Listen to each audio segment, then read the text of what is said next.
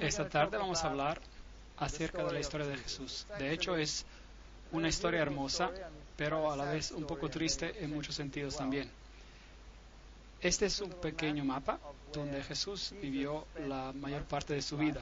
Él vivió por un tiempo en Egipto, cuando era un pequeño niño, cuando era un bebé, y la mayoría de las historias acerca de Jesús se desenvuelven alrededor de estas áreas aquí, de ciudades como Corazín, Capernaum, Canaán, Betesda, todas estas, Nazaret. Esta es el área donde muchas de sus enseñanzas acontecieron.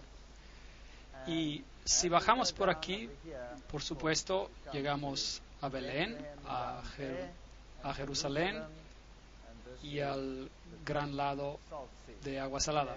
Y arriba el lago de Galilea. La historia de Jesús es una historia de alguien que era un pastor, alguien que guía a su pueblo.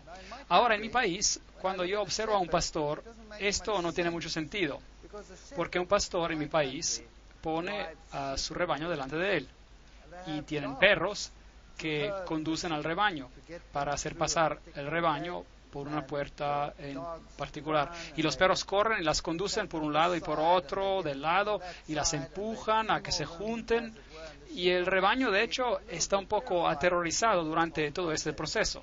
Y entonces la idea de un pastor guiando a su rebaño es algo relativamente extraño. Pero esta es una ilustración típica de Medio Oriente, donde los pastores son totalmente diferentes, donde el pastor guía y el rebaño sigue. Puede ver que esas ovejas están mirando al pastor, lo cual es totalmente diferente de cómo ocurre en otros países. Esta es una escena típica de un pastor en el Medio Oriente, donde tiene al pastor y su pequeño rebaño alrededor de él. Y nuevamente todas las ovejas lo están mirando. ¿No es hermoso? Me gusta. Y este hombre tenía una cara tan rugosa que tuve que tomar una foto. Aquí tomamos un pequeño video de una escena típica de un pastor, y nuevamente el rebaño está atrás y el pastor está delante. Y ellos confían en su pastor, las ovejas. Veamos el video.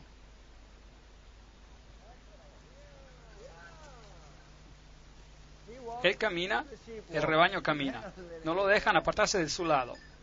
Están muy ligadas a su pastor. Y es un cuadro muy bonito. Jesús mismo se define como un pastor. Él nos guía y nosotros lo seguimos. La historia de Jesús es la historia más maravillosa que ha ocurrido en el universo. Y en todo lugar, desafortunadamente, donde quiera que vaya, en el Medio Oriente, tienen hecho un lugar santo de todos estos lugares. Y las personas creen que hay algo de santidad en ir a estos lugares santos.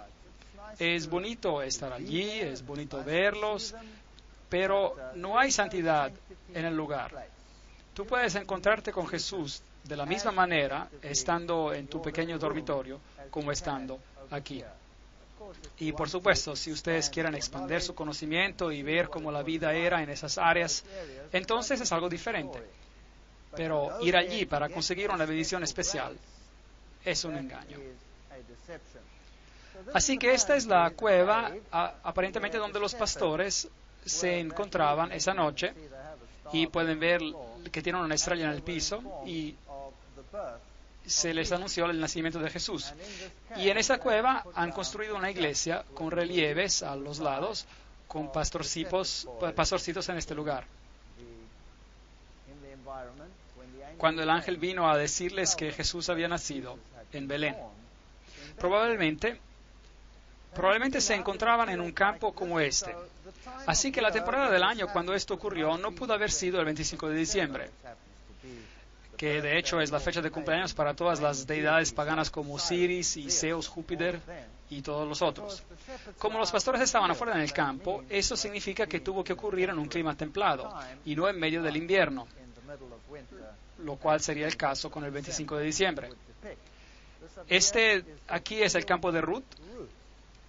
Es una historia bonita, la historia de Ruth, la moabita, la cual es otra historia en la Biblia que nos dice que Dios no rechaza a naciones, aunque Moab era una nación apóstata.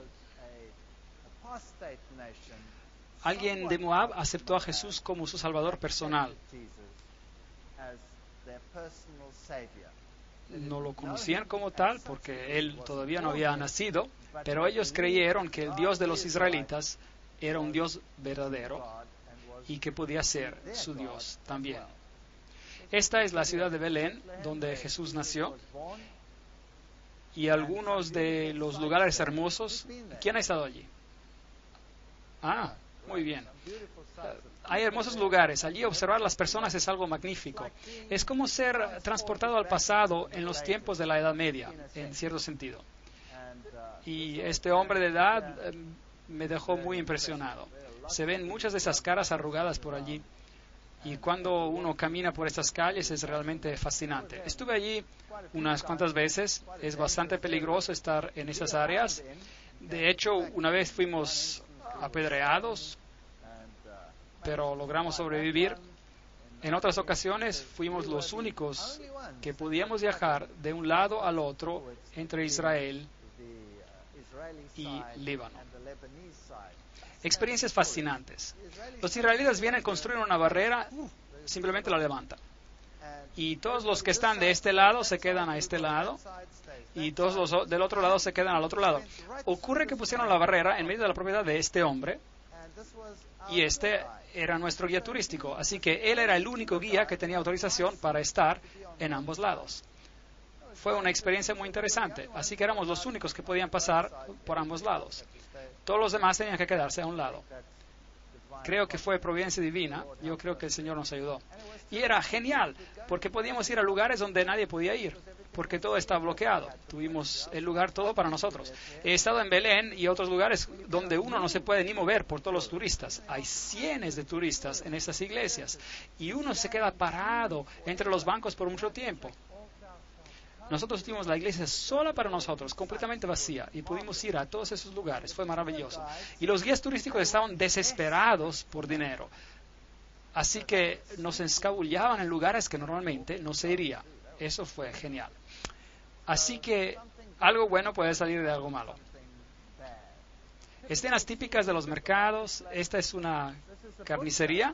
Si usted quisiera comprar su carne, aquí se cuelga. Y hay un tremendo zumbido alrededor mientras va a comprar su carne. Así que no creo que sea una buena idea. Este hombre aquí trató de venderme un pollo e insistía para que yo comprara su pollo.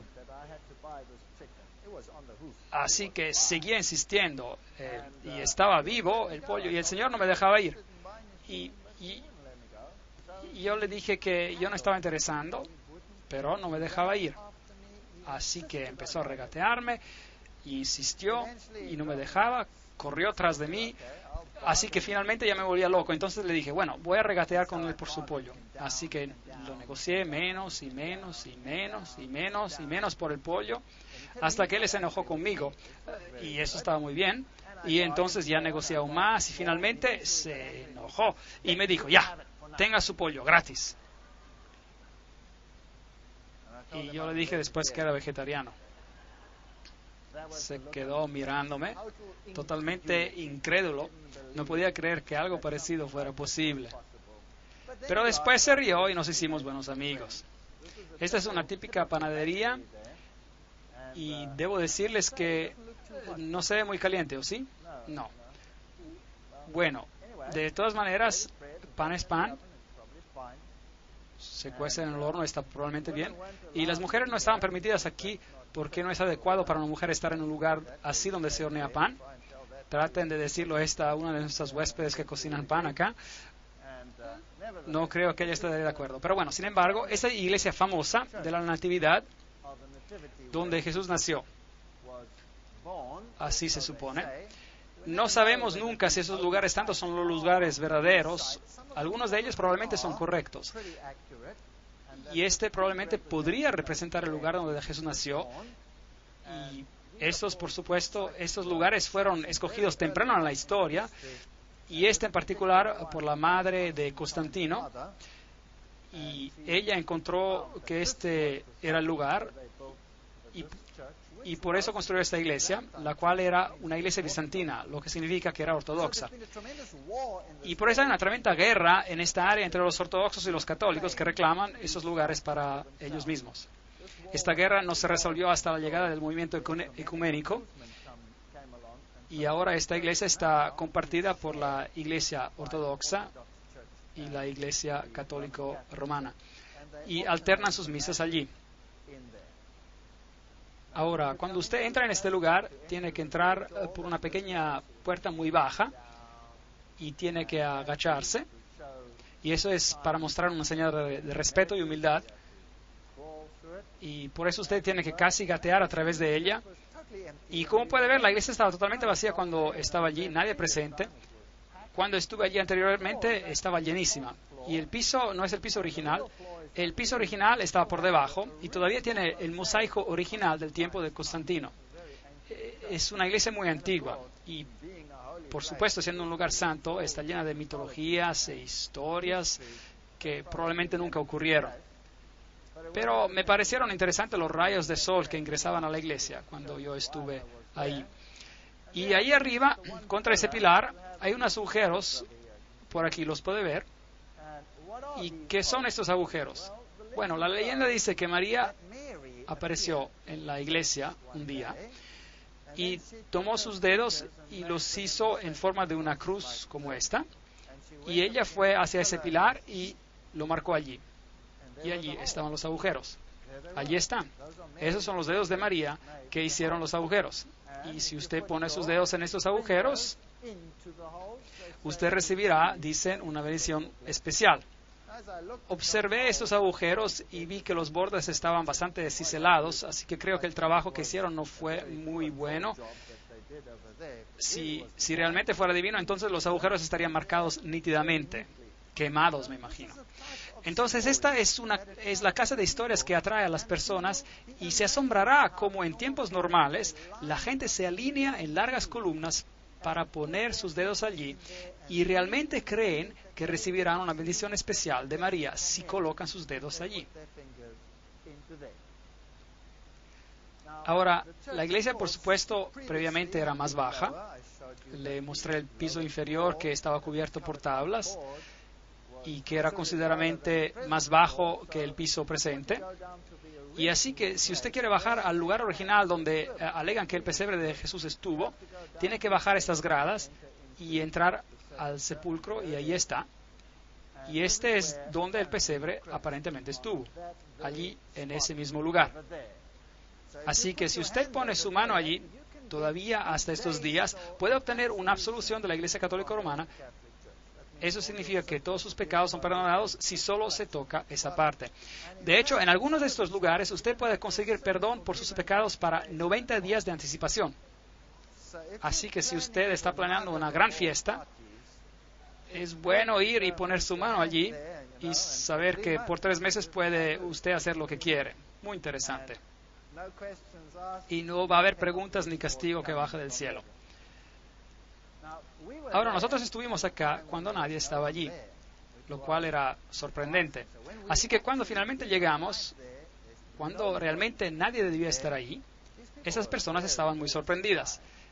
Estaban ocupados con sus rituales normales y parece que interrumpimos este ritual, lo cual no les gustó. Pero teníamos una cámara allí y tomé una foto con mi cámara y debieran haber visto sus miradas. Les mostraré una foto que tenemos ahora mismo. Y esta es ahora una misa ortodoxa en el sótano, el subterráneo de esta iglesia, donde normalmente uno no debería estar.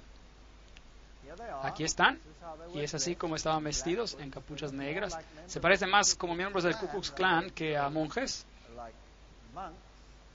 Estos son monjes ortodoxos diciendo una misa en particular. Y aquí, algo de lo que resultó.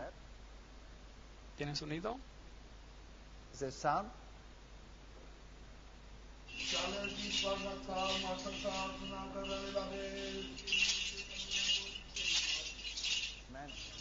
El hombre está muy enfadado con nosotros por haberlo fotografiado.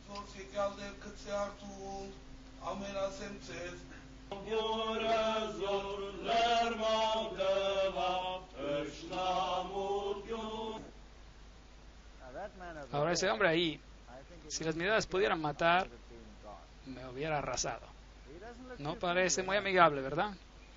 Entonces, esas son las clases de rituales que ocurren. No sé qué clase de misa será, pero de todas maneras, muy interesante. Entonces, cuando los ortodoxos se van, los católicos romanos entran y hacen su ceremonia.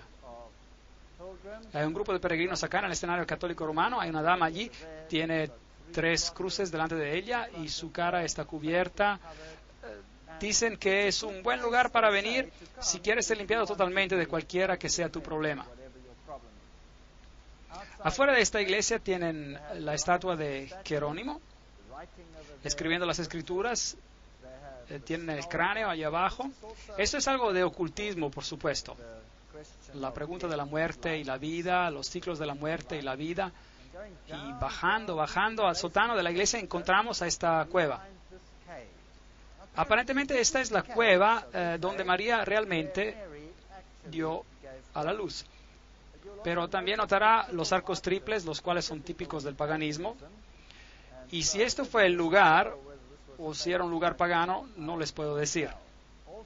También en el sótano de esta iglesia encontrará calaveras que dicen ser las calaveras de los bebés que Herodes había matado.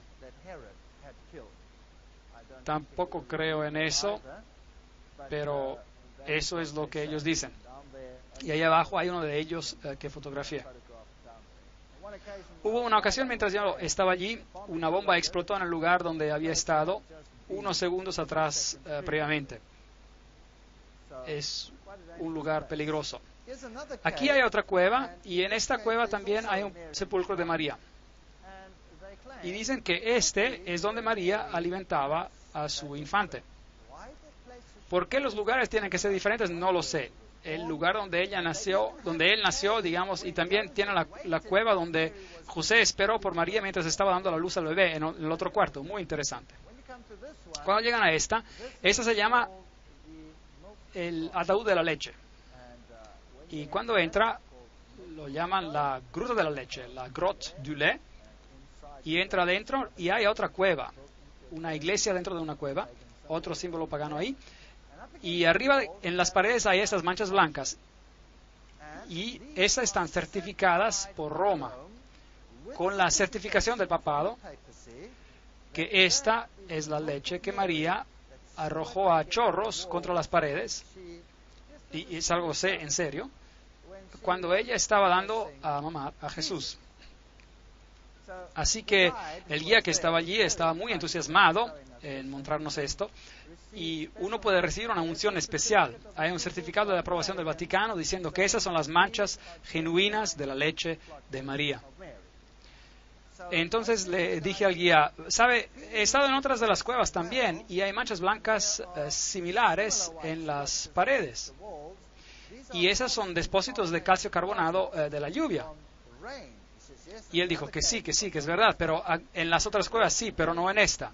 Esta es la leche. Esta es la famosa gruta de la leche. Y si usted va abajo, ellos tienen todas estas pequeñas cuevas secundarias y ahí usted puede ver este icono típico en una de ellas. Ahora, de hecho, esto es paganismo. Esta es la leyenda de Isis. Como ven, en la leyenda de Isis, María toma el lugar de Isis. Y Isis era también la reina de la fertilidad. Después de todo, ella consiguió dar a la luz a Horus mientras su esposo estaba muerto, reconstruyéndolo. Y por eso, si las personas tenían problemas de fertilidad, ellos oraban especialmente a Isis. Y esto resolvería sus problemas de fertilidad. Si tenían problemas con dar la leche, entonces orarían a Isis y después tendrían mucha leche. Esto es paganismo antiguo resucitado en el cristianismo moderno en esos lugares. Jesús, por supuesto, sobrevivió la matanza de Herodes y la familia se fue a Egipto. Así nos dice la Biblia. Y estuvieron algún tiempo en Egipto y luego un tiempo vino para que el niño obtuviera su madurez según la costumbre de Israel y retornaron de Egipto y vivieron en Nazaret. Eso es lo que la Biblia nos dice. Ahora, si usted va a Egipto, este es el mismo lugar donde aparentemente la familia santa vino. Y ellos tienen estos iconos ahí. Nuevamente, la Iglesia Ortodoxa en estos lugares tiene supuestamente lugares llamados lugares santos. Y esta es la historia de José y su familia llegando a Egipto. Y una de las iglesias más famosas de aquí es el Patriarcado Cóptico Ortodoxo, la iglesia del Monasterio de la Virgen María de Adavia en Egipto. Es una iglesia muy, muy famosa y pocos años atrás, olvidé exactamente cuántos años, pero en la parte final de los 90, por ahí, María apareció. Hubo apariciones de María en este lugar y el mundo musulmán se enloqueció. Por supuesto, no pudo ser María porque no es bíblico, pero no obstante, las apariciones tomaron lugar aquí en este patriarcado. Y aquí pueden ver algunos de los iconos en la iglesia, algunos de los símbolos. Y justo era domingo de Las Palmas cuando está así que el patriarca aquí estaba llevando cosas hechas de hoja de palma. Aquí también hay la historia en esta iglesia de la huida de la familia santa a Egipto, de cómo se mudaron, de dónde estaban hasta Egipto. Y ellos tienen la historia de cómo vinieron con el río Nilo y se quedaron en este lugar específico.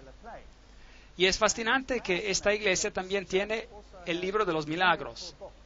En cierto modo, copiando lo que pasó, este libro muy pesado, vino flotando por el Nilo un día. Y siendo este un lugar santo, las personas aquí realmente anhelan con fervor recibir estas bendiciones. Este es el libro que vino flotando en el Nilo y estaba abierto en una página en particular, muy interesante. Y es este, aquí lo ven, enfoque más cerca. Ok, hay una pequeña placa de lo que pasó y en qué página estaba abierto. Ahora ese es un libro encuadrado como tal, pero no se hundió, sino que flotó. Así como se dice, ¿no? Como la hacha, digamos, que flotó en la Biblia. Y dice la Biblia flotante: un viernes 12 de marzo de 1967, después de una mañana de liturgia, las personas notaron un objeto flotando en el agua cerca de las gradas donde la familia santa había embarcado. Algunos miembros de la iglesia vinieron y encontraron que era una Biblia flotando en el agua y abierta en Isaías 19:25. Bendito sea mi pueblo de Egipto. A pesar de la inundación del agua y la pesadez del libro, todavía estaba en flote. Y esto fue considerado un milagro por las personas, una señal de Dios como una bendición especial hacia ellos. Ahora, ese es un texto fascinante que ellos citan ahí, Isaías 19:25. Claro que no solo dice esto, el texto. Es un texto que habla de los tiempos finales. Y dice: bendito es. Habrá una bendición en Egipto y en Asiria y en Jerusalén, significando que el mensaje de Dios para las personas alcanzará también a las naciones paganas y muchos aceptarán la justicia de Cristo. en cierto modo, una bonita profecía acerca del cumplimiento de los últimos tiempos. Pero ellos solo tomaron esta pequeña frase y la resaltaron haciéndola ver como si ellos fueran el pueblo escogido. Lo cual también hace el Corán, diciendo que los ismaelitas son los herederos verdaderos y no Jacob. Este es el lugar donde la Biblia vino flotando por el río. Ahora, mientras estemos en Egipto, quiero mostrarles un lugar que me pareció muy fascinante. Se llama la ciudad de escombros. Es el lugar más horrendo que he visto en toda mi vida.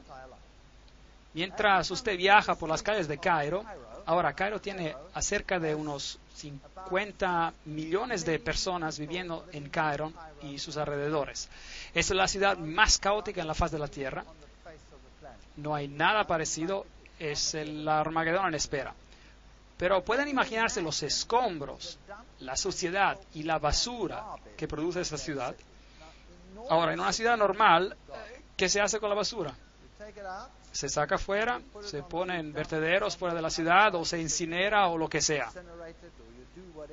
Pero puede imaginarse 50 millones de personas viviendo en un ambiente como este y toman sus escombros, su basura, y lo llevan al área pobre y lo echan en las calles. Y estas pobres personas buscan por la basura y viven en medio de la basura. Esta es literalmente una ciudad de basura, en medio de la ciudad. Y si ustedes toman fotos, ellos se enfadan mucho, así que mis fotos no son muy buenas, son tomadas más o menos así, usted sabe, bueno, de cierto modo, así.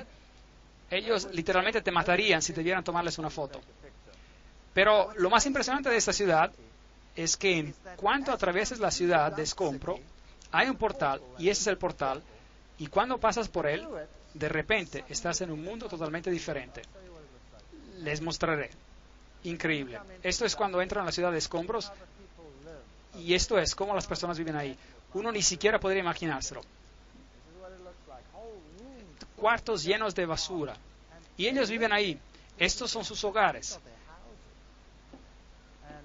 Y todos esos sitios, todos esos edificios, todo es basura. Y aquí puede ver los camiones entrando a centenas, bloqueos de tráfico es increíble. Ahora, cada calle se parece a esta. Esta es solo una. Esos son todos los camiones de basura entrando, descargando su basura. El olor es increíble. Y nosotros atravesamos la ciudad simplemente y no tocamos nada. Pero a pesar de eso tuvo una inflamación de las encías y todo el resto de nuestro equipo tuvo diarrea después de pasar por ese lugar. Es todo. Es increíble. Los gérmenes de ahí son asesinos. Y esas personas deben tener un sistema inmune de primer orden.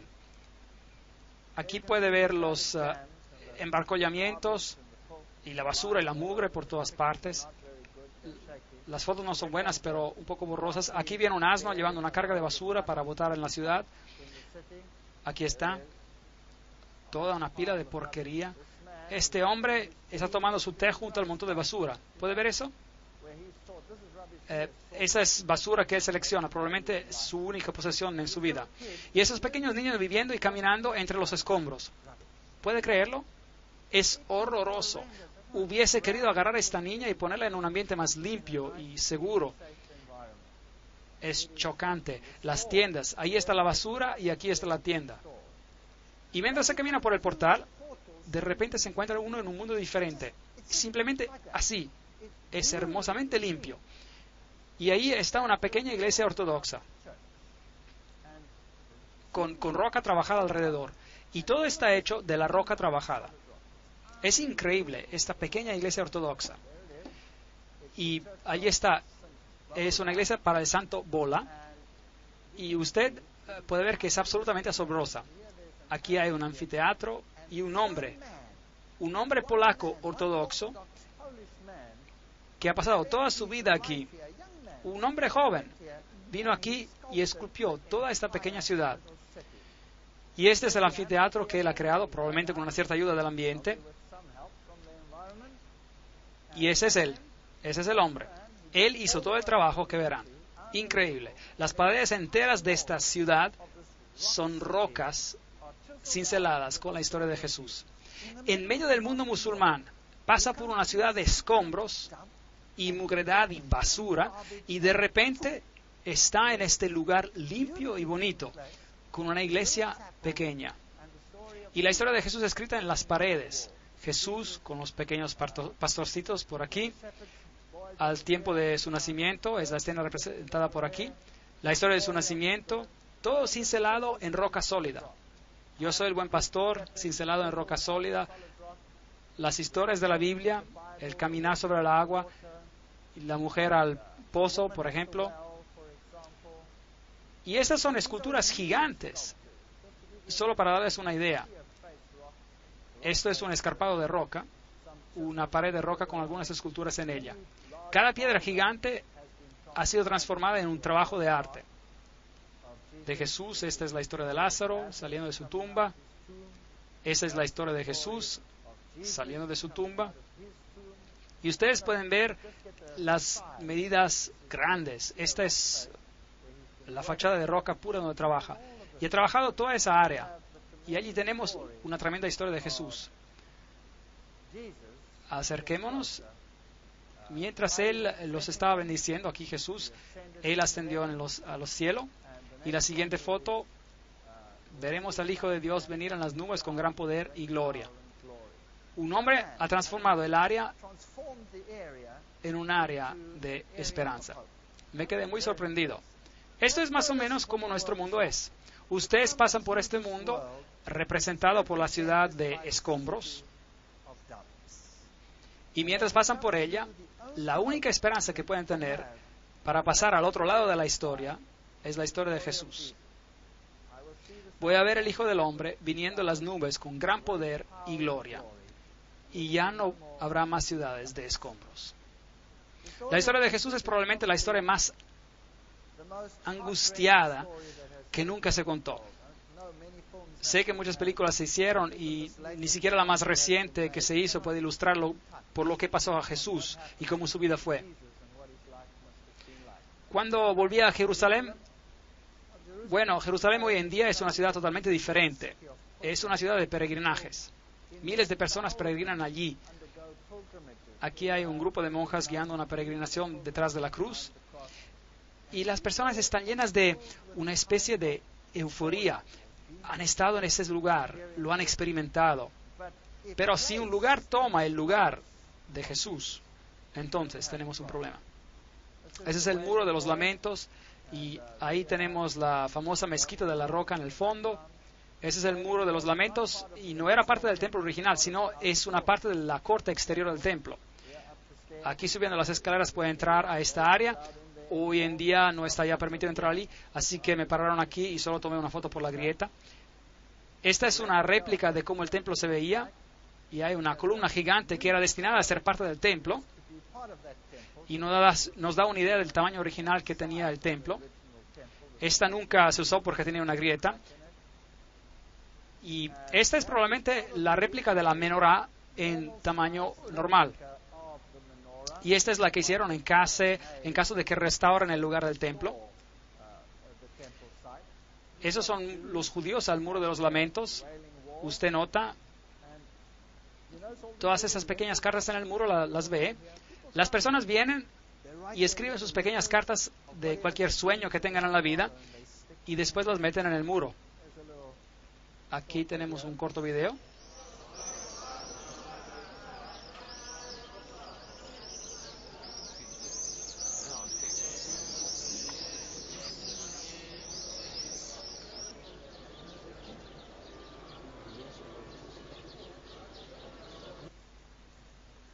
Saben, cuando vi a todos estos ortodoxos judíos muy sinceros frente al muro, mostrando reverencia al muro, me pregunté a mí mismo si solo supieran de la roca de su salvación, si solo pudieran entender que no hay salvación en un muro de ladrillos, que la única salvación está en el que representa. Las personas hoy en día tienden a hacer de lugares sitios santos. ¿Y no es triste? Y después pasan al lado de la persona que esos lugares representan. Debajo del muro hay un túnel.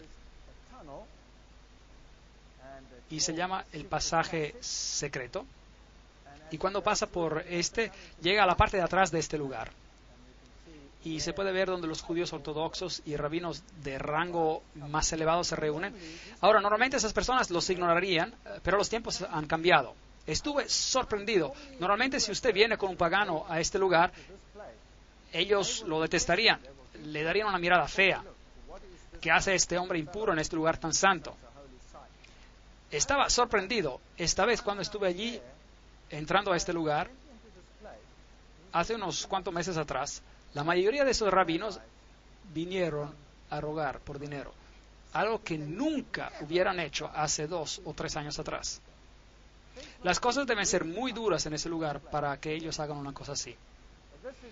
Ese es el lugar más santo y donde tienen esos remanentes del antiguo muro, y justo arriba, al otro lado, se encuentra la mezquita de la Roca. Aquí está un rabino ortodoxo haciendo su ritual. Note que tiene los mandamientos en su frente, la ley, la Torá, y los tiene también en su mano, porque la Biblia dice que lo tienen que atar en su frente y atarlos a sus manos. ¿Usted cree que Dios tuvo eso en mente, que usted haga una réplica y luego las ponga ahí y ya se acabó? ¿O usted piensa que Dios tenía en mente que tú pienses y actúes según la ley? ¿No tiene eso más sentido? Yo creo que eso tiene más sentido. Aquí hay una piedra típica del lugar antiguo del templo. Esta es una piedra de Rhodes. Y si esta tiene esos huecos, y eso indica que era una piedra del templo original. Así que cuando volvieron a usar las piedras del templo, las construyeron en toda clase de estructuras y paredes. Y así que esas seguramente fueron piedras del templo original construidas hoy en otro muro. Este es el sepulcro de David. Y de la misma manera que en lugares para peregrinajes católicos, aquí son los judíos que visitan. Ese es el lugar donde Jesús se bautizó. Incluso este es el lugar donde la historia empieza. La historia nos dice que cuando Jesús fue bautizado, la voz de Dios se escuchó diciendo: "Este es mi amado Hijo, en quien tengo complacencia". Y desde allí la Biblia nos cuenta que Jesús fue llevado al desierto para ser tentado. Y Mateo capítulo 4, versículo 2 nos dice: después de haber ayunado 40 días y 40 noches, sintió hambre.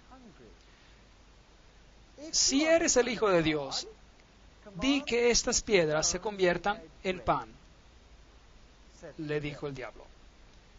Es una declaración muy interesante. Si eres el Hijo de Dios. Así que primero duda la validez de Dios, la palabra de Dios y el hecho de que sea el Hijo de Dios, si es verdadero.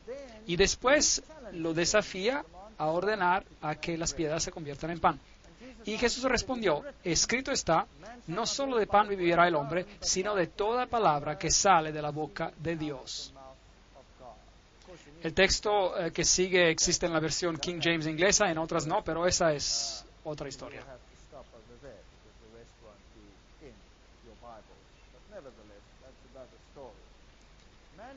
No solo de pan vivirá el hombre, sino de toda palabra que sale de la boca de Dios. Ahora, pensamos que las tentaciones no eran tentaciones tremendas, pero realmente lo eran, porque en esas tentaciones Jesús conoció cada condición de la caída del hombre, cada condición. Lo primero que Adán y Eva hicieron fue de comer el árbol del conocimiento del bien y del mal. En otras palabras, el apetito era bueno para comida. Ese fue uno de sus primeros problemas. Y aquí Jesús triunfó después de ayunar 40 días y 40 noches, donde Adán y Eva fallaron en todo el esplendor y lujo que tenían, conquistando el apetito y conquistando la duda. Si eres el Hijo de Dios, ¿Dios realmente dijo eso? Por eso Jesús triunfó sobre el pecado de la duda y triunfa sobre el pecado del apetito humano y la pasión. Todo en uno. Y la tentación debió ser mucho peor que la tentación de Adán y Eva. Este es hoy en día el lugar más alto del muro antiguo, y no tenemos el templo, el cual debió haber estado en algún lugar aquí. Así que originalmente el diablo debió llevarlo a este muro, a algún lugar por aquí donde el templo estaba, y amenazó de arrojarlo abajo. Vayamos a este lugar aquí. Hay un punto que nos da una idea de la altura. Y la segunda tentación es, si eres el Hijo de Dios, nuevamente la misma pregunta, tírate abajo, pues escrito está, a sus ángeles mandará cerca de ti, en sus manos te sostendrán, para que no tropieces con tu pie en piedra. Y Jesús respondió de nuevo, escrito también está, no tentarás al Señor tu Dios. Esta es la segunda gran tentación de la humanidad. Y es un hecho triste. Si escuchamos la conferencia que dimos ayer, entonces ese es el pecado que la mayoría de la humanidad está haciendo. Es el pecado de presunción. El pecado de presunción. Imagínense a dos personas tratando de resolver una crisis al otro lado de la carretera, digamos. Cualquiera que sea, un niño en problemas o lo que sea. Uno corre al otro lado de la carretera diciendo, soy hijo de Dios y Dios me protegerá. Y corre al otro lado. Otro viene y dice, Dios, hay una crisis al otro lado. Ayúdame a cruzar esta carretera. Y corre al otro lado. Los dos, al observador de afuera, son absolutamente idénticos. Pero uno actúa con presunción y el otro por fe. ¿Pueden ver cuán cerca están el uno del otro? ¿Cuán cerca están el uno del otro? Y la cristiandad moderna, la mayoría de los movimientos hoy en día están practicando la presunción, la religión basada sobre la fuerza, mientras la fe es algo totalmente diferente. Y Jesús pudo haberse tirado, porque eso es lo que le dice la Biblia. Pero escrito está, no serás atrevido, presumido. La tercera tentación, otra vez lo llevó el diablo a un monte muy alto y le mostró todos los reinos del mundo y la gloria de ellos. Y le dijo, todo eso te daré si prostrado me adoras. Ahora las personas dicen que seguramente Jesús sabía que Él era Dios y que Él iba a ganar. Y en todo caso, ¿por qué tenía que hacer eso? Pero esta no es solo la pregunta que se estaba haciendo aquí. El diablo lo tenía solo. Y Satanás en toda su gloria dijo, te voy a dar todo, otra vez, sin que tú tengas que morir, si solo por una vez te prostras a mí.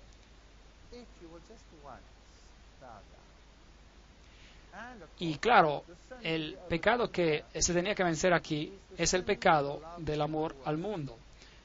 Y yo creo que muchas personas se perderán por esta misma tentación en particular. Vete, Satanás, porque escrito está, al Señor tu Dios adorarás y solo a Él servirás. El amor al mundo no nos llevará a ningún lugar. Así que esas tres tentaciones, Jesús básicamente triunfa por parte del hombre sobre las mayores tentaciones que tenemos que enfrentar de una forma u otra. Y por supuesto luego se fue al lago de Galilea. Y en el camino allí hay este pequeño pueblo pintoresco llamado Ma'alula. Y es el único pueblo pequeño que queda en el mundo entero donde el lenguaje que se habla es arameo. Ahora, ese es el lenguaje que Jesús hablaba.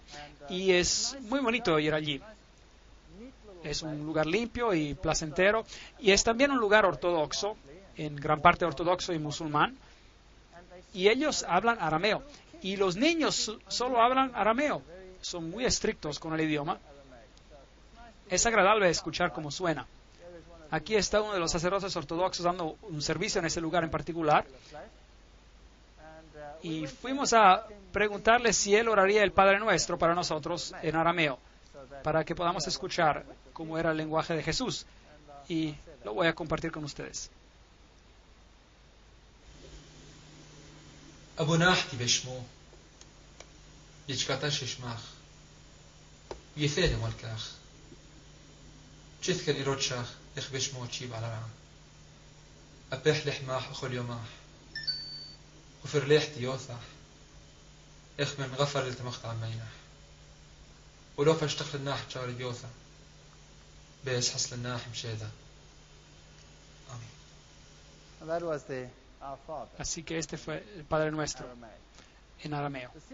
El lago de Galilea, un lugar maravilloso. Ese es supuestamente uno de los sitios, hay más de un sitio, pero ese es uno de los lugares donde la boda de Cana aparentemente aconteció. Y puede ver las tinajas ahí, es así como las tinajas originales se ven.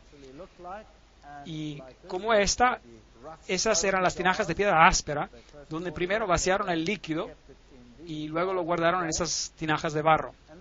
Y esa aquí es la ciudad de Jesús. Aquí es donde Jesús llevó a cabo la mayoría de su obra y predicó la mayoría de sus sermones, la ciudad de Capernaum, la cual es conocida como la ciudad de Jesús. Este aquí es un lugar muy famoso.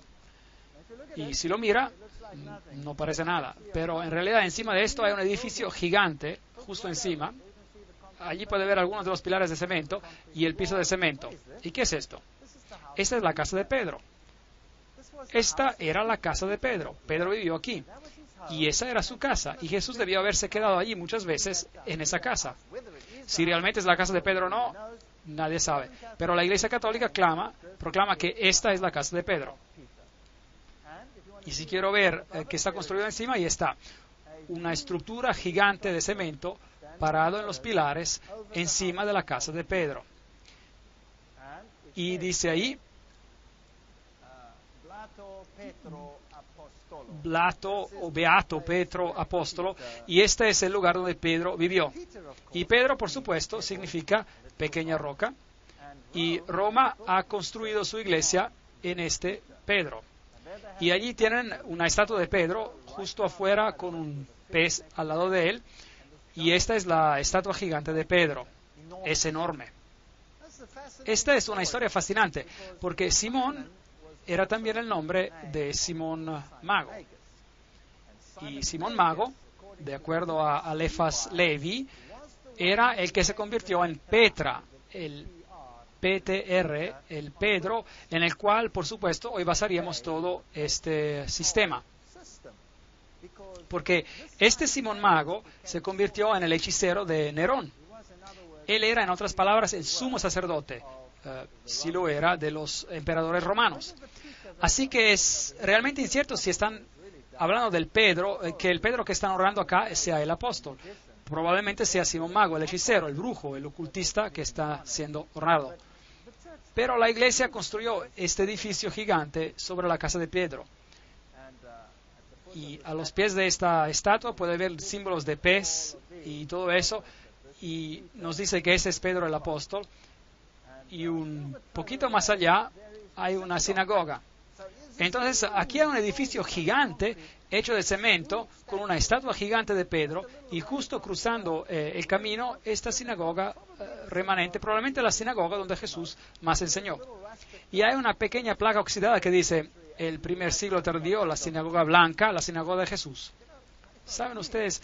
Si yo construyera un gran edificio cristiano, no lo construiría donde Jesús pasaba la mayoría de su tiempo, porque construirlo sobre una pequeña casa que es posiblemente la casa de Pedro, si eso no es, no está seguro. Podría ser, porque la descripción de la Biblia dice: cuando salieron de la sinagoga cruzaron a la casa de Pedro. Y esa casa está justo al frente. Es posible. También podría ser la casa al lado, quién sabe. Pero es posible. Ahora, esta es la sinagoga donde Jesús en realidad enseñó. Así, aquí está otro pequeño pueblo, así que Capernaum era un pueblo y el otro era Corazín. Y esto es lo que queda de Corazín, no mucho. Algunas ruinas están aquí. Esas son las ciudades que Jesús maldijo.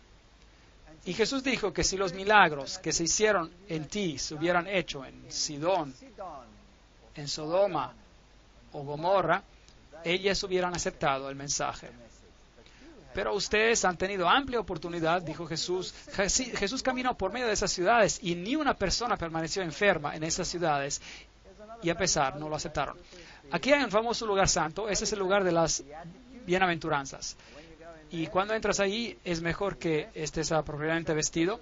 Esta es la iglesia de las bienaventuranzas, un lugar muy famoso. Y el Papa Juan Pablo II ha estado ahí, por supuesto, 2 veces. Y ese es el conclave. Y ese es el campo. Ese es el campo donde probablemente Jesús predicó su primer sermón. Ese es un sermón muy impresionante. Ese es el más intricado, el sermón más sublime que jamás se haya predicado al ser humano. Y muchas personas citan equivocadamente ese sermón a unos extremos terribles.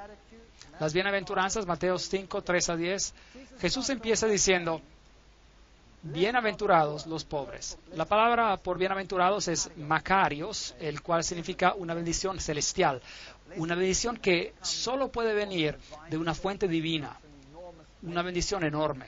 Y la palabra usada para los pobres es ptojos, en griego, que significa pobreza absoluta. Nada más que pobreza absoluta. Ni dos monedas juntas. Y Jesús empieza su sermón y los judíos sentados allí en millares esperando que Él se anuncie ser el Mesías. Y decir, soy el Mesías. Ustedes son el pueblo escogido de Dios. He venido a librarlos del yugo de Roma. Se levantarán y serán los más grandes en el cielo. Eso es lo que estaban esperando. Y aquí Él se levanta y las primeras palabras como Mesías que habla son bienaventurados los pobres. Y hay varias palabras para pobre en griego y usa la que describe pobreza miserable, absoluta. En vez de grandeza y riquezas y maravillas y cualquier adjetivo que se les pueda dar, deben ser pobres en espíritu, porque de tales es el reino de los cielos. Y la segunda bienaventuranza era, bienaventurados los que lloran. Querían regocijarse, no querían llorar. Y la palabra para llanto, hay diferentes niveles de llanto en griego, y la palabra en griego es penseo, lo cual significa dolor absoluto, el dolor que puedes tener por la pérdida de un hijo único, ese tipo de dolor. Bienaventurados los que lloran, porque recibirán consolación. Bienaventurados los mansos, porque recibirán la tierra por heredad. Esta es una mansedumbre, una humildad que prácticamente no se puede describir en palabras humanas. Y bienaventurados los que tienen hambre y sed de justicia, porque serán saciados. Y otra vez la palabra hambre aquí son retorcijones de hambre, que se sienten después de vaguear por días y días en un desierto sin comida o agua. Ese tipo de hambre y ese tipo de sed. ¿Qué está Jesús haciendo aquí? ¿Estaba tratando de chocarse con la actitud del público? ¿Estaba tratando de decir algo diferente de lo que ellos esperaban? Ciertamente lo estaba. De hecho, lo que Jesús estaba haciendo aquí es mostrar el camino cristiano. Esto es lo que está explicando. Y está diciendo, bendecidos los pobres en espíritu, porque de ellos es el reino de los cielos. En otras palabras, aquellos que se dan cuenta de su bancarrota, aquellos que se dan cuenta de que no tienen nada que ofrecer. Vengo a Jesús sin nada que ofrecer. No puedo decirle a Él, Señor, tengo una moneda aquí, ¿puedo comprar mi camino al cielo? No tengo nada. Estoy en pobreza absoluta. No tengo nada que ofrecer más que una vida manchada de pecado. Eso es todo. Así que debo llegar al punto donde me doy cuenta de que soy pobre, que no tengo nada que ofrecer. Y entonces el siguiente paso es bendecir a los que lloran porque serán consolados. No solamente me debo dar cuenta de que no tengo nada que ofrecer como individuo manchado de pecado, debo experimentar dolor. ¿Por qué? Por el pecado. Debo experimentar mi dolor por pecar y debo mirar al Hijo de Dios y debo sentir dolor y debo tener arrepentimiento. Y debo decir, Señor, perdóname por lo que hice. El arrepentimiento genuino es el siguiente paso en el camino cristiano. Bienaventurados son los mansos. Una vez que te des cuenta de que estás en bancarrota, una vez que te des cuenta de que eres responsable por la muerte del Hijo de Dios, una vez de que hayas experimentado un dolor real, no hay más tiempo para quedarte en tu pedestal pensando que eres mejor que los demás. Es hora de bajar y experimentar humildad y saber de que otros y Dios son más grandes que tú. Es un camino muy difícil para el ser humano de viajar. Es lo contrario a cada emoción humana. Bienaventurados los que tienen hambre y sed de justicia, porque serán saciados. El camino de los cristianos no termina con solo darse cuenta de que eres pecador por el dolor de tu pecado y por ser más humilde. Tienes que continuar en un proceso conocido como la santificación, lo cual significa, Señor, cambia mi carácter vil. Pablo dice, debo crucificar el hombre viejo cada día y debo pedir a Dios que me cambie. Y tengo un modelo perfecto que es Jesucristo. Y debo decirle al Señor que me cambie a esa imagen, que verdaderamente pueda reflejarlo a Él. Deseo ser más como tú y menos como yo, porque realmente me encuentro en una condición lamentable. Ese es el camino cristiano. ¿Cuál es el siguiente paso? Una vez de que hayas hecho eso, entonces podrás ser misericordioso, porque ellos obtendrán misericordia. Nosotros tendemos a creer que somos mejores que otros y luego nos convertimos en críticos. Uno de los problemas más grandes en la iglesia es el ser crítico, ¿no es cierto? Ahora sabías de que esa persona todavía hace esto y el otro, y sabías de que ese joven está metido en drogas. Quiero decir, ¿qué te esperas? Mira, los padres son así, esa. En vez de alimentar el hambre y mirarte a ti mismo y decir, ahora mírate a ti mismo, qué miserable eres. ¿Piensas que ellos son peor que tú? ¿Por qué no puedes tener misericordia y simpatía de ellos porque Dios tuvo simpatía y misericordia hacia ti? ¿Acaso no se trata de esto?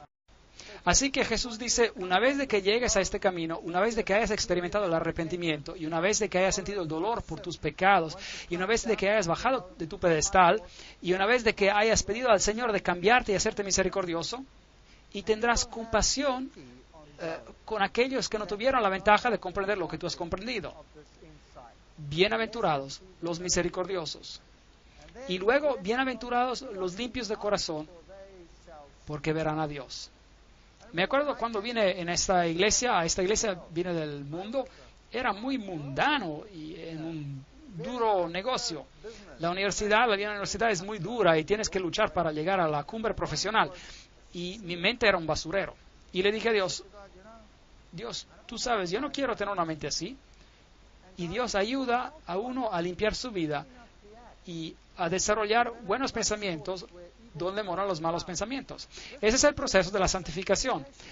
La cristianidad no para solo cuando conoces a Jesús. No es bueno solo conocer a Jesús. No te vas a salvar solo conociendo a Jesús. ¿Acaso el diablo no conoce a Jesús? ¿Es salvo porque conoce a Jesús? No. Debemos dejarle que Dios nos cambie, nos limpie nuestras acciones. Bienaventurados los pacificadores, porque serán llamados hijos de Dios. Ven, una vez de que hayan pasado por toda esta serie de crecimiento,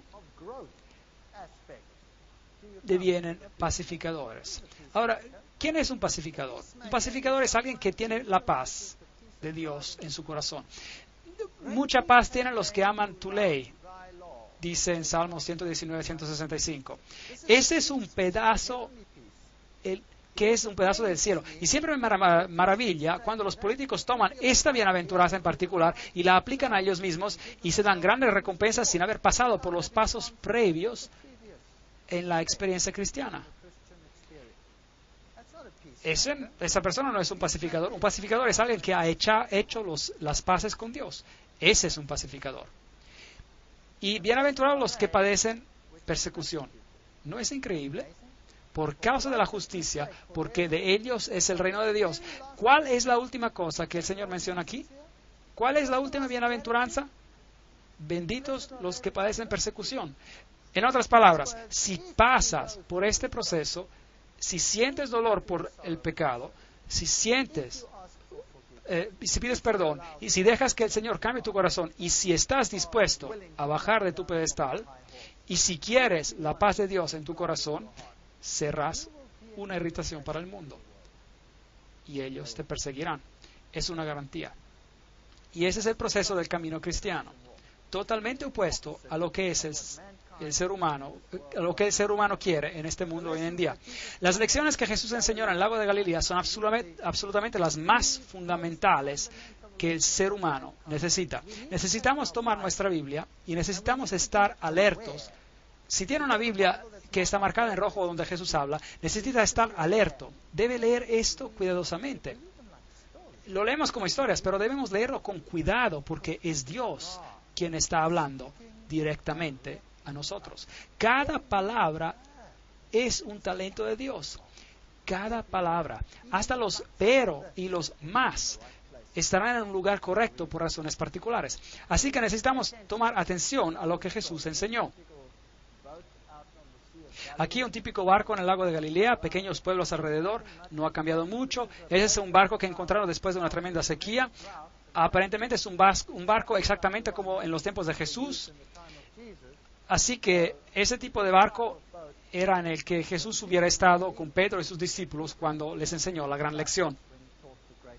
Tomen sus Biblias otra vez y lean las palabras de Jesús diciéndose a sí mismos, este es Dios que me está hablando, hay poder en esa palabra. Aquí está la tumba de Lázaro, aquí es donde Lázaro se echó.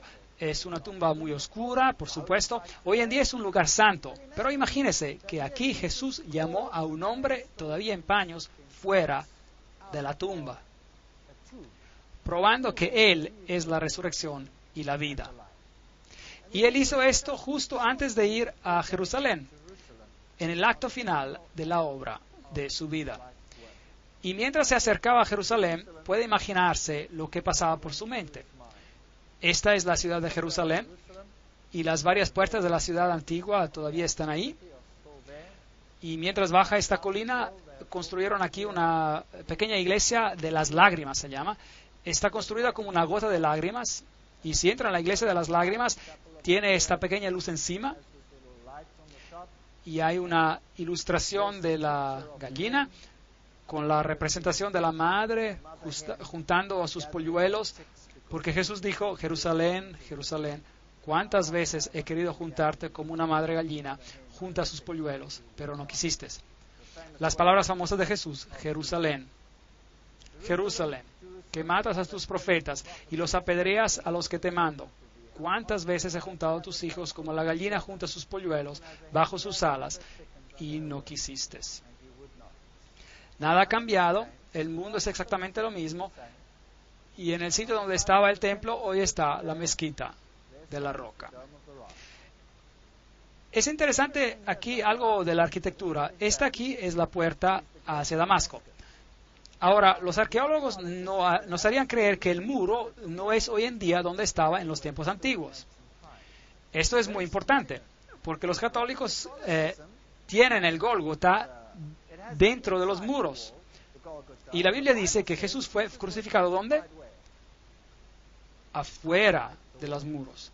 Ahora, eso es muy importante. ¿Dónde fue Jesús crucificado? ¿En el Gólgota católico o en el otro Gólgota fuera de la ciudad? Ahora, aquí hay una nueva puerta encima, y lo que pasó fue que aquí una tubería se reventó, y los judíos tuvieron que cavar para bloquear la salida del líquido, y a medida de que cavaban, descubrieron esta puerta, la puerta de Damasco. Y lo puede ver, está justo abajo y al frente de la nueva puerta. Así que obviamente el muro debe haber estado en el mismo lugar, ¿verdad? Así que esto es muy interesante. El muro estaba en el mismo lugar. Mientras entra a este lugar, esta es la puerta de Damasco, y estas deben ser las piedras donde Jesús incluso caminó y donde Pablo caminó. Así que si usted camina ahí, está de hecho caminando en el mismo lugar donde Jesús caminó. Aquí están las puertas de Hulda. Son puertas fascinantes, las dos puertas del sur, conocidas como las puertas de Hulda, y ya no existían básicamente hasta recientemente, fueron construidas en el periodo del segundo templo, eso es decir, el primer siglo. No me gusta ese BCE, antes de la era común, hasta el primer siglo, es decir, CE ponen ahí, era común. Bueno, nosotros los vamos a hablar el primer siglo antes de Cristo y el primer siglo después de Cristo. Las puertas proveían acceso a los túneles que conducían al cercado del templo, y las puertas de Hulda eran usadas a menudo por Jesús. Y todavía están cerradas hoy. y ahora son parte de los muros y la nueva construcción. Así que Jesús seguramente caminó por esas escaleras también. Aquí hay un hombre interesante, es una ilustración bonita, así que tenía su burro ahí y pensé que era una ilustración bonita, así que la tomé y seguí caminando. El error más grande que se puede cometer. Este pequeño hombre saltó mis espadas, me sacudió como un trapo para ver si algo caía de mis bolsillos, así que finalmente lo recompensé por su esfuerzo. Y luego mi amigo vino corriendo y lo vio. Y pensó que sería una fotografía grandiosa. Y me paré ahí y sonreí. Y mientras tomó la fotografía, hizo lo mismo que yo. Y la siguiente cosa que ocurrió, este hombre estaba golpeándolo en la espalda y sacudiéndolo como un trapo. Y me preguntó después, oye, ¿por qué no me dijiste? Y le dije, bueno, quería ver el espectáculo y no tenía por qué decirte. Eso es lo que venden allí en las calles de Jerusalén. Ese es un vendedor de algarrobo. Tiene una jarra grande en la espalda con un jugo de algarrobo y cuando se agacha puedes tomar uno de esos vasos y tomar de ellos. Y ese es el sector judío, muy diferente. Y un moledor viejo ahí, tiendas, pequeños niños judíos, muchas contiendas en este país. Esta es la vieja ciudad de David. Aquí es donde cortaron a Isaías, el profeta, en dos. ¿Puede imaginar cerrando a alguien vivo en dos? ¡Qué gente más cruel! Esta es la iglesia o la construcción que fue construida sobre lo que es el gran cenáculo de la última cena, como ellos dicen. Y este aquí es el Getsemaní. Y si va a Getsemaní, tiene que escoger cuál, porque hay dos. Este de aquí es el Getsemaní ortodoxo. Construyeron esta iglesia ortodoxa gigante encima de él. Y justo al lado, un poquito más alejado, está el Getsemaní católico. Afuera, donde hay árboles gigantes de olivo, en el Monte de los Olivos, donde Jesús fue a orar. Y ellos dicen que estos árboles son los descendientes de los olivos que Jesús vio cuando él fue a orar. Y se acuerda de que Jesús ahí dijo, mi alma está triste hasta la muerte. Quedaos aquí y velad conmigo. Mateos 26, 38. Padre mío, si no puede pasar de mí esta copa sin que yo la beba, hágase su voluntad. Entonces se le apareció un ángel del cielo para fortalecerlo, y lleno de angustia oraba más intensamente, y era en su sudor como grandes gotas de sangre que caían hasta la tierra. Lucas 22, 43.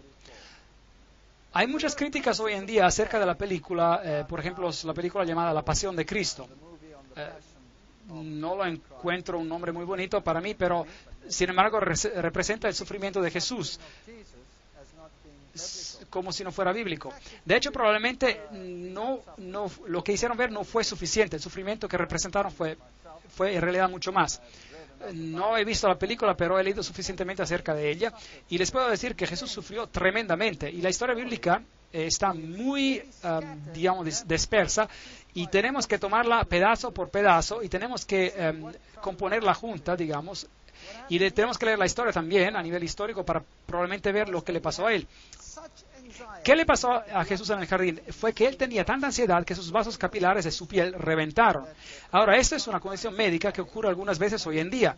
Y es muy, muy rara vez que alguien sobreviva a esa condición. El estrés y el trauma son tan grandes cuando los vasos capilares revientan por ansiedad que esas personas mueren. Así que lo que debió haber pasado aquí es exactamente la misma cosa. Y Jesús pudo haber muerto aquí. Pero un ángel apareció del cielo y lo fortaleció para lo que estaba por acontecer. La Biblia nos dice que esa noche los discípulos lo abandonaron y huyeron. Marcos 14, 15. Cada uno lo abandonó. Este es el Getsemaní católico. Y aquí hay nuevamente la roca famosa donde dicen que él oró y donde las gotas de sangre se derramaron. Ahora, debe recordar que el paganismo está loco por las rocas. Tienen lugares famosos, cuevas famosas, rocas famosas. Las rocas formaban una parte muy importante en el paganismo. Pero otra vez, en las historias de la Biblia, los patriarcas también hicieron altares de rocas, pero no adoraban a las rocas, ellos adoraban a Dios. Y usaban las rocas como altares para sacrificios a Dios, el cual era un tipo de sacrificio de Jesús. Es una historia totalmente diferente. Así que aquí está una roca santa, aparentemente donde tomaron a Jesús cautivo. Y esas deben ser las gradas por donde lo llevaron, porque esas suben al templo de Caifás. Bueno, si así les gusta llamarlo, pero no es su templo, es un palacio. Y aquí hay una representación a su lado, como Jesús fue llevado por estas gradas. Si fue llevado con cuerdas, la Biblia no lo menciona. Hoy esta iglesia romana católica ha sido construida en ese lugar y probablemente este es un lugar arqueológicamente correcto. Y aquí estaba el asiento del sumo sacerdote. Y ese año era Caifás. Ahora, aquí hay una confusión en la Biblia, porque cuando lo trajeron a Jesús, lo llevaron a Anás. Ahora, Anás era el suegro de Caifás. Y él era, o había sido el sumo sacerdote previo. Y como la nómina de los sumos sacerdotes se quedaba en la familia, el sumo sacerdote del previo año, el más viejo, era todavía honrado como el sumo sacerdote, aunque él no estaba ya como sumo sacerdote. Así que por eso la Biblia es muchas veces criticada por sus descripciones, pero su descripción está correcta. Y también algunas de las críticas dicen que nadie como Caifás jamás existió. Bueno, finalmente encontraron su mismo sarcófago con el nombre de Caifás, el sumo sacerdote. Así que esto es histórico también. Entonces, si miramos a los juicios de Jesús, la Biblia de hecho menciona 7 juicios de Jesús, lo cual es fascinante porque el número 7 es el número de Dios. Y uno no se puede dar cuenta casualmente al leer los evangelios, tiene que leer los 4 evangelios y tiene que asociar los acontecimientos en los evangelios muy cuidadosamente, porque no todos los juicios de Jesús se mencionan en todos los evangelios. Algunos evangelios se concentran en Pilato, otros evangelios se concentran en el juicio de Herodes. Jesús fue primero llevado a Anás, y allí tuvieron un juicio delante de Anás. Y fue allí donde el siervo de Anás golpeó a Jesús en el rostro, porque Caifás le preguntó acerca de lo que estaba haciendo, o lo interrogó, digamos, acerca de lo que estaba haciendo. Y Jesús dijo, no hice nada en secreto. Pregunta a estos lo que yo dije, porque yo siempre he predicado en las sinagogas. Y el siervo de Anás lo golpeó en la cara, y entonces ese fue el primer juicio de Jesús. Luego lo llevaron con Anás al sumo sacerdote de ese año, el cual era Caifás. Así que Anás y Caifás debieron haber tenido otro juicio con Jesús. De allí fueron al juicio de la noche. Así que tuvieron un juicio de noche. Y la Biblia nos dice que Jesús fue bajado a un hoyo. Proféticamente en el libro de Salmos se menciona. Y luego tuvieron un juicio en la mañana, porque de acuerdo con su ley era ilegal tener un juicio de noche y tenían que tenerlo cuando el sol levantaba. Así que hubo un juicio con Anás, un juicio con Caifás y Anás, y hubo un juicio de noche con parte del Sanedrín, y juntaron después todo el Sanedrín y tuvieron un juicio en la mañana, y encontraron a Jesús culpable, y luego lo llevaron a Pilato. Y Pilato lo examinó, pero Pilato no quiso decidir por él mismo. Así que lo mandó a Herodes, y Herodes tuvo un juicio, y tampoco quiso hacerlo él solo. Así que lo mandaron de vuelta a Pilato. Y hubo un juicio final cuando Jesús fue puesto en las manos de los judíos para crucificarlo. 7 juicios en total. Así que ese es el primer lugar donde Jesús estuvo. Hoy, por supuesto, es un lugar famoso donde Pedro nuevamente se honra. Y María, la ilustración de una diosa, de hecho. Un camino a la capilla del pesebre, la capilla del bendito sacramento, el patio, las santas gradas, el hoyo sagrado. Allá abajo era donde los prisioneros se encarcelaban cuando había un juicio de noche. Y aquí están los huecos de las rocas. Entonces normalmente lo que pasaba es que sus brazos estaban puestos aquí y las manos pasaban por aquí encima y la otra por aquí y luego lo ataban por aquí. Y allí colgaba con su frente mirando al frente. Así, ahora, si los judíos encontraban a alguien culpable, tenían el derecho de poner un castigo. Pero el castigo capital, digamos, la pena capital, estaba bajo la ley romana y no se les permitía condenar a alguien a muerte. Tenían que conseguir permiso de los romanos y entonces había una ley romana, pero sí se les permitía dar castigos. Si encontraban a alguien culpable, podían darle 13 latigazos a un lado y 13 latigazos al frente. Entonces encontraron a Jesús culpable y la Biblia no lo reporta, pero es posible que le hayan dado 26 latigazos de frente. Es posible, aunque la Biblia no lo mencione. Y aquí hay un hoyo donde bajarían a una persona y los bajaban desnudos. Y aquí están unas cruces bizantinas que en las paredes de aquí, mostrando que los primeros cristianos reconocieron a esto como un lugar. Y se bajaría la persona en este hoyo y, en otras palabras, te bajarían y luego estarías en este calabozo en la oscuridad total. Y Salmos nos dice que me bajaron en el hoyo, y así que esto debió ser lo que pasó a Jesús mientras esperaba ahí a través de la noche por el juicio de la mañana para ser convocado. Hoy puede entrar al hoyo por aquí y puede observarlo. Entonces de ahí después hubo el juicio de la mañana y después él fue llevado a Pilato, donde fue puesto en esta prisión mientras esperaba por el juicio, y así es como se ve aquí abajo. Y luego fue encontrado inocente por Pilato. Pilato no quiso sentenciarlo a muerte, así que lo envió a Herodes. Se burlaron de él, le dieron su capa. La Biblia dice que le rasgaron su barba, lo golpearon en la cara, le decían que profetizara quienes los estaban golpeando, y él fue muy maltratado en esa ocasión. Ese es el piso donde Pilato finalmente lo sentenció. Aquí se pueden ver los juegos romanos en el suelo, y aquí es donde Pilato dijo las famosas palabras: Ecce homo, miren al hombre.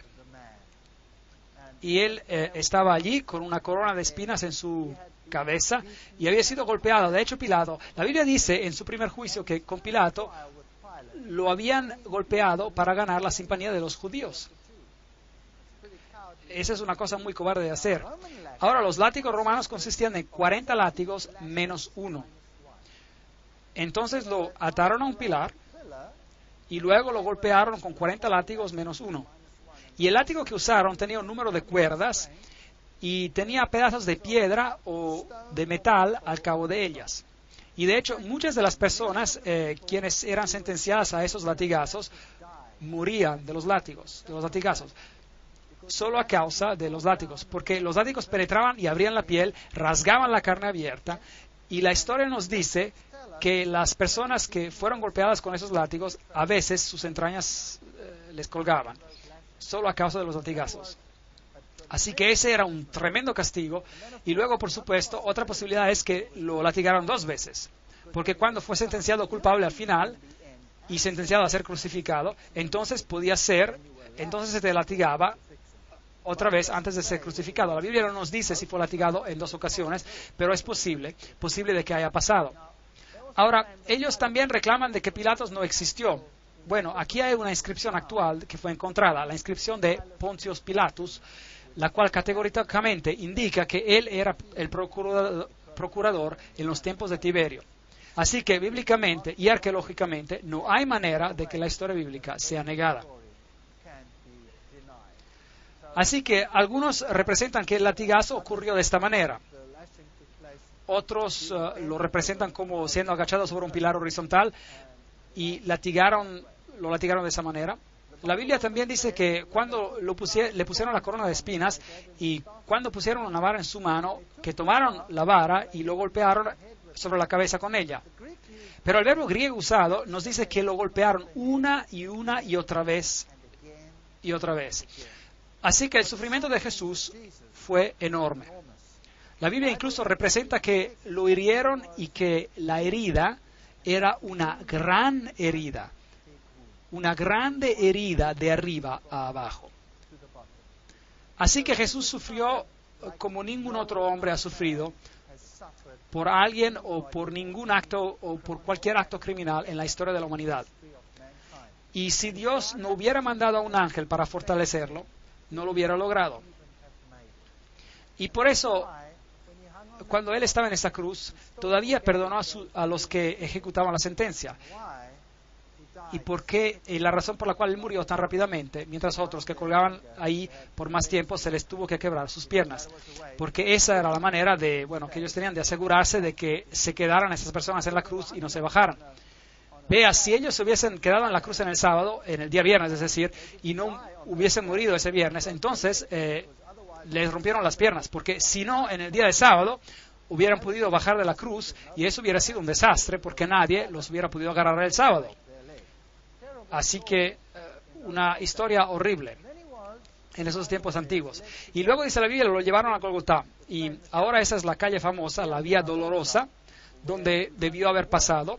Y de acuerdo con la Biblia, él fue llevado afuera de la ciudad. Y eso significa que él debió haber bajado por esta calle y salió afuera de esta puerta que se llamaba la salida de las ovejas. Y debió haber subido allí. Y eso tendría sentido porque la puerta de las ovejas es donde los sacrificios se llevaban afuera de la ciudad para ser quemados. Si usted tiene la opinión católica, bueno, entonces él debió haber subido las gradas para entrar al Gólgota. Los llevaré a los ambos sitios y les mostraré ambos sitios. Y la Biblia dice que él llevó su cruz, pero que se cayó bajo ella y entonces tuvo que ser ayudado y alguien tuvo que tomar su lugar. Esta es la famosa Vía Dolorosa. Al subir pasamos por aquí, caminando por el túnel que es conocido como el túnel de Ezequías, donde tuvimos una mala experiencia, donde nos apedrearon. Y aquí es el famoso sepulcro católico, o la iglesia famosa, donde reclaman ser el Golgotá. Ahora, afortunadamente para los católicos romanos, todo encaja en una iglesia. El lugar donde la cruz se encontraba, más el lugar donde está el sepulcro. Todo en una iglesia, muy conveniente para los peregrinos. En el lado de aquí tienen una plaqueta, tienen granadas y pomelos. Las granadas y los pomelos exactamente como lo tenían en los templos de Baal, exactamente lo mismo. Muy interesante las anomalías paganas en este lugar. Cuando entra a esta Gólgota católica tiene varias urnas colgando con las sales santas. Tiene de nuevo la famosa piedra. Aquí está un hombre besando esta piedra. Esta piedra de aquí es donde ellos aparentemente dejaron el cuerpo después de que lo bajaron de la cruz. Y aquí está el famoso sepulcro donde se entra. Esto es donde fue enterrado, o así se supone, y así que ese es un lugar santo. Si entra allí y paga al sacerdote y él te bendice, tienes una absolución de un número de meses. Un lugar muy pequeñito, y la Biblia dice que había una piedra gigante rodada enfrente del lugar. Aquí, este lugar es muy pequeñito, es una iglesia que dicen ser el sepulcro. Así es como se ve. Y uno se da la vuelta y tiene una idea del tamaño. Y si mira las velas ahí, son bien pequeñas. Eso es todo. Es todo lo que uno puede ver y se puede mover alrededor. Y si sube las gradas a la iglesia, entonces se llega a un lugar donde las personas están bien reverentes. Y allí es donde el Gólgota estaba. Y tiene todas esas estatuas de Jesús y María y las mujeres alrededor y mucho oro, plata y brillo. Y hay un lugar justo allá donde se encontraba la cruz. Ahora, hay una Gólgota ortodoxa también, que no está muy lejos de ahí, y uno puede, aparentemente en la misma iglesia, y uno puede poner su dinero o a un lado o al otro, se puede escoger. Y si entra en ese lugar, entonces tendrá una bendición especial. Es algo que una persona no tiene que perder, así que mi amigo y yo nos fuimos ahí a ver qué era. Y luego hay una roca que dicen es la calavera del Golgotá, justo ahí en la iglesia. Y dicen que esa era la calavera. Así que esa es la famosa Gólgota católica romana que tiene la mayoría de los peregrinos en el mundo. Y si sale de la puerta de las ovejas, la cual hoy día se llama la puerta del león, en los tiempos antiguos se llamaba la puerta de las ovejas, y sale afuera, y recuerda que el muro es aproximadamente donde estuvo en los tiempos antiguos, según la arqueología. Entonces tiene un problema si se encuentra en el Gólgota católico, porque está dentro de la ciudad. La Biblia dice que él fue crucificado afuera de la ciudad. La salvación es para cada uno. No es solo para los pocos selectos en la ciudad. Y es por eso que cuando usted sale puede ver a esta roca gigante que todavía hoy en día tiene el rostro de una calavera, y se ve por ahí. Y encima hay un cementerio musulmán hoy día, y se llama el lugar de la calavera. Y de hecho, esto es una calavera. Esto era una cantera. Fascinante. Entonces, era una cantera donde Salomón tenía las piedras excavadas para el templo. Fascinante. Así que, en hecho, todo este valle y es parte de una montaña que continúa hacia arriba, desde la izquierda y a la derecha, y finalmente formó el monte en el cual estaba el templo. Y es interesante que este es el lugar donde Abraham probablemente simuló el tipo de muerte del Hijo de Dios, es decir, por medio del sacrificio que él quiso hacer de Isaac, su hijo. Pero Dios dijo, no tienes que proveer por tu hijo, yo proveeré el mío. Y este es, de hecho, la misma cumbre. Qué fascinante. Así que esto tendría sentido que Jesús murió encima de esta colina. Dios es amor. Porque de tal manera Dios amó al mundo que dio su Hijo unigénito para que todos los que crean no se pierdan, mas tengan vida eterna. Juan 3:16. Afuera, muy cerca, justo a la base de esa colina, hay una tumba con un jardín. Y luego tomaron el cuerpo de Jesús y lo envolvieron en lino, vistieron con especias de la manera como los judíos se sepultaban, y cerca del lugar donde fue crucificado había un jardín, y en el jardín había un nuevo sepulcro donde nunca se había enterrado a nadie. Es lo que la Biblia dice. Así que es totalmente diferente del lugar que está dentro de la ciudad. Así que hay un jardín afuera de la ciudad, todavía hoy en día es un jardín hermoso, y ahora un jardín en la Biblia actualmente significa una finca, y aquí era un viñedo, y aquí todavía hay un viejo lagar para la uva, así que eso tiene sentido. Y ahí hay un viejo lagar para la uva, y es un hermoso jardín hoy. Y después de cavar para construir edificios, encontraron este lugar. Y mirar y contemplar que aquí había algunas tumbas, y enfrente de la tumba, así pueden ver, hay un pequeño muro. Y en ese pequeño muro, en el cual era como un surco, pusieron una gran piedra redonda que pudieran haber rodado enfrente de esa tumba. Y si mira hacia abajo, tendrá que mirar adentro de la tumba y mirar al otro lado, y hay una tumba que ha sido excavada un poco, digamos, parcialmente. Así que todavía no se había terminado. La Biblia dice que la tumba no estaba terminada. Nadie había sido todavía enterrado ahí. Y la Biblia dice también que los discípulos se agacharon para ver qué había adentro. Entonces ellos podrían haber mirado por aquí, pasando ese pilar, y hubieran visto a esa tumba por ahí. Y se habían dado cuenta que estaba vacía. Entonces, esto encaja perfectamente con la descripción bíblica. También en ese jardín tienen esa hierba que crece por aquí, de donde hacen una droga para poder anestesiar. Y esa es la que mezclaron con vino y anestesiaban a cualquiera que estaba en la cruz. Pero Jesús rechazó tomarla. Y ese es un pastor metodista que administraba este lugar. Aquí una piedra típica. Esta es la tumba de Herodes, una de las tumbas más intactas de este tipo que existen hoy. La de Jesús probablemente era así. Así que aquí probablemente está el lugar del jardín de la tumba. Hay un pequeño surco y en el frente donde hubiera estado una gran piedra redonda que tuvo que haber sido removida.